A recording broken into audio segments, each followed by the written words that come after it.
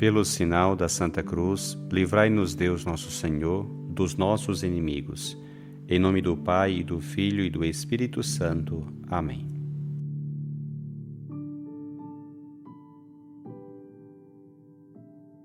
Do Evangelho segundo Lucas. Naquele tempo, um fariseu convidou Jesus para uma refeição em sua casa.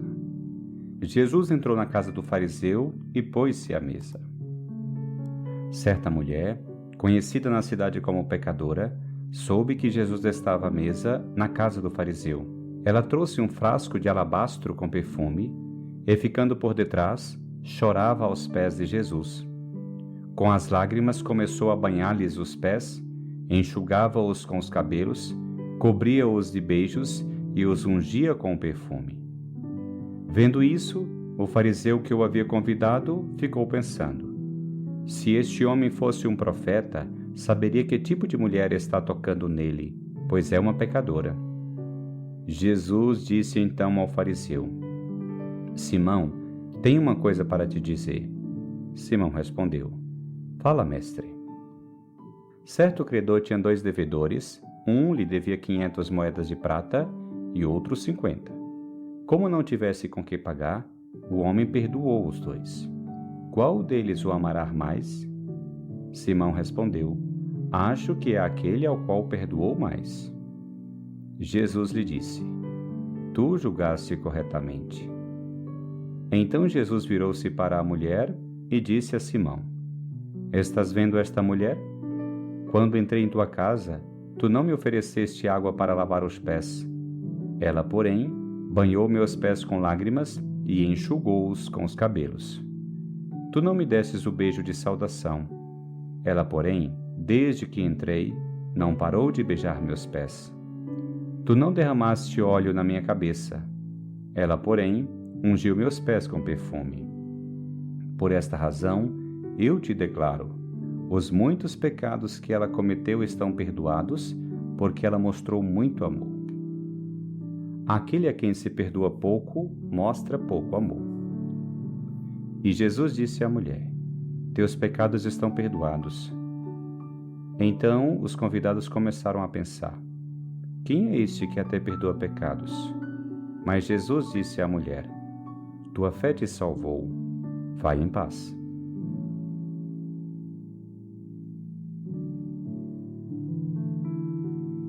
Hoje, o Evangelho de Lucas nos oferece uma cena verdadeiramente chocante por 2 motivos. Primeiro, porque Jesus está comendo na casa de um fariseu, e os fariseus são aqueles que aparecem no Evangelho discutindo constantemente com Jesus. E segundo, porque vemos uma prostituta enxugando os pés de Jesus com os cabelos, beijando-os e ungindo-os com perfume.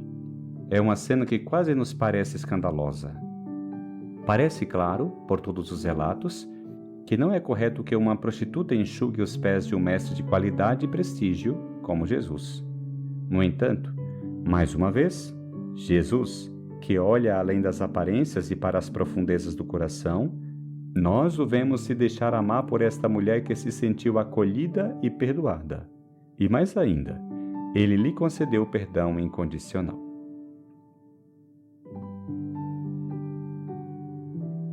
Do Evangelho de hoje, como todos os dias, gostaria de destacar 3 reflexões.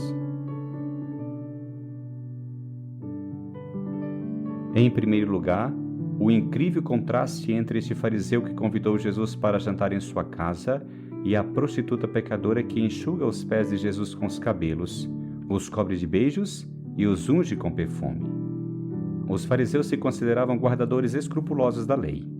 De fato, o nome fariseu significa separado. Eles se consideravam, por um lado, guardadores e conhecedores da lei, mas muito separados da massa do povo, que era fundamentalmente ignorante da lei e mal capaz de cumpri-la. O que está acontecendo?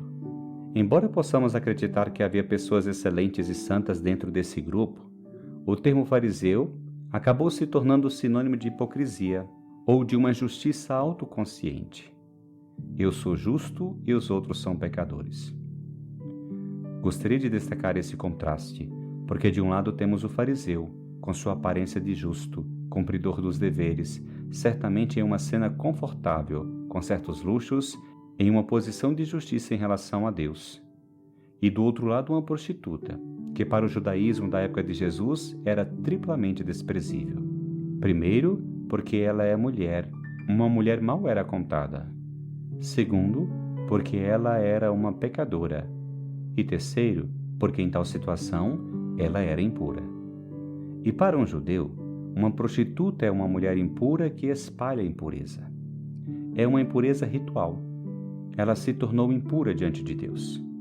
Daí o profundo significado de Jesus acolher esta pecadora, porque, em certo sentido, ele corre o risco de contrair essa impureza. O contraste é evidente. O fariseu justo e obediente negligencia o gesto de amor e a quem Jesus, em última análise, apresenta como analfabeta no amor. Isso contrasta profundamente com essa mulher que, apesar de impura, se apresenta como uma especialista em amor.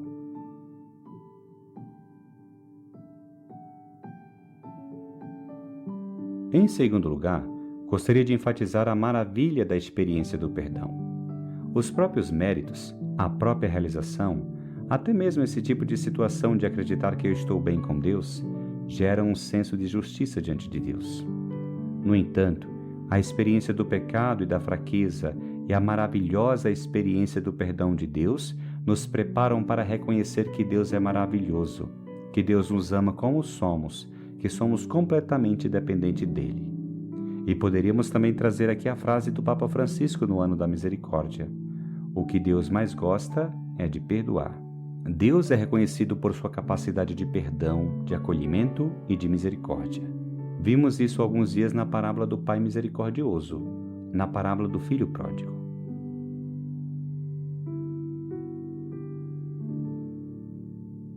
E com isso eu gostaria de me concentrar na terceira consideração. E é aqui que se pode entender uma das frases mais famosas de todo o Evangelho: aquele a quem se perdoa pouco mostra pouco amor. Quando experimentamos o perdão, estamos preparados para amar verdadeiramente. Em contraste com a mera realização, há aquela experiência de amor e entrega que é significada de maneira muito particular por esse gesto da pecadora. Não apenas de ungir os pés de Jesus, mas de derramar um perfume que certamente era verdadeiramente precioso. Assim, no Evangelho de hoje, ficamos com este contraste entre aqueles que se consideram justos e os pecadores. E como Jesus, em última análise, escolhe esses últimos, que, tendo experimentado o perdão de Deus, são capazes de amar profundamente. E que o amor verdadeiro, um perfume que perfuma toda a casa.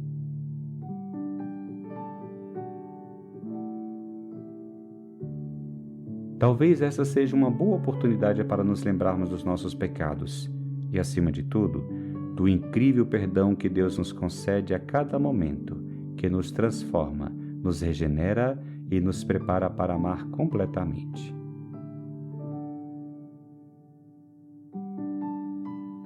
Que o Senhor te abençoe, te livre de todo mal e te conduza à vida eterna.